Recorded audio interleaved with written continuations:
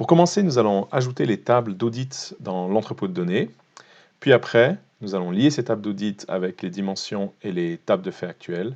Et puis après, nous verrons comment nous allons adapter le flux SSIS pour prendre en compte ces tables d'audit.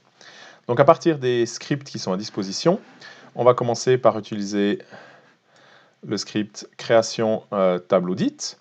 Dans ce script-là, la première chose qu'il faut faire, c'est de contrôler que vous utilisez bien un entrepôt qui s'appelle MediaZone DWH. Si ce n'est pas le cas, changez le nom pour adapter à votre situation. Et puis si on regarde, il va créer une table qui va s'appeler Audit Flux, avec toutes les clés et les contraintes nécessaires, une table Audit Événement, et puis une table Audit Traitement. Donc il va rajouter ces trois tables-là dans l'entrepôt de données. Donc si vous n'avez rien à changer, vous pouvez simplement exécuter le flux.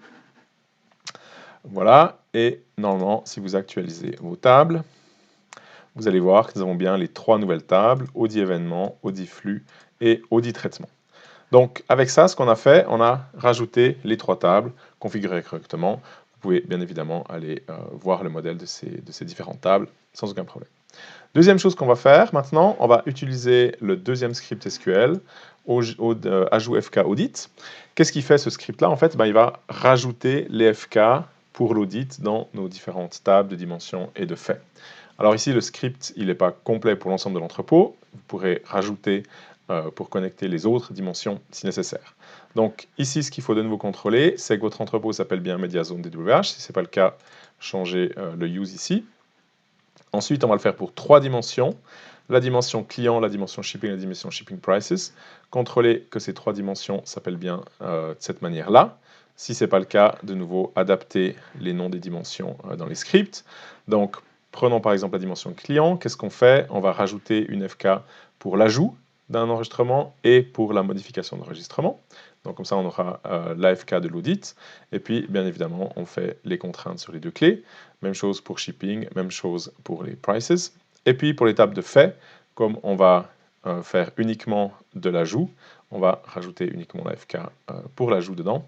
Et puis, on enregistre ça de cette manière. Donc avec ça, on aurait l'ensemble des tables de fait qui ont les clés pour nos tables d'audit. Voilà, donc si vous avez adapté correctement, vous pouvez exécuter le script et il a rajouté les différentes clés. On peut aller voir par exemple dans dimension client. On voit bien qu'on a deux clés, audit flux ajout FK et audit flux modification FK.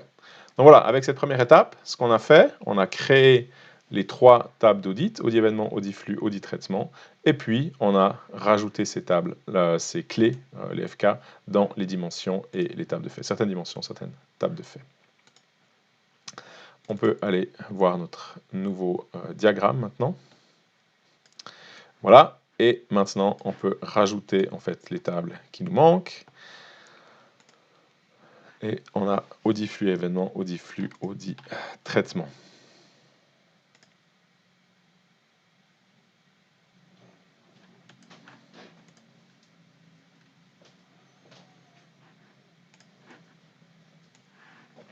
Voilà, et donc si on les déplace un petit peu pour voir ce que ça donne, je vais déplacer celle-là ici derrière, voilà.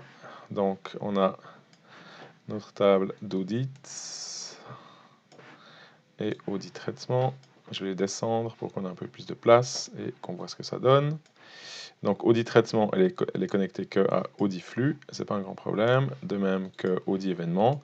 Et puis si on regarde audit flux, on a bien, bon c'est difficile à regarder, mais on a bien les clés qui sont là sur la table de fait, sur notre autre table de fait ici. Et puis on a également fait ça pour la dimension client. Où est ma dimension client? Ici, voilà. Et on a également la relation ici. Voilà, donc notre schéma est complet, on a bien nos différentes tables qui ont été mises à jour. Maintenant, on peut retourner notre flux SSIS pour la suite du flux.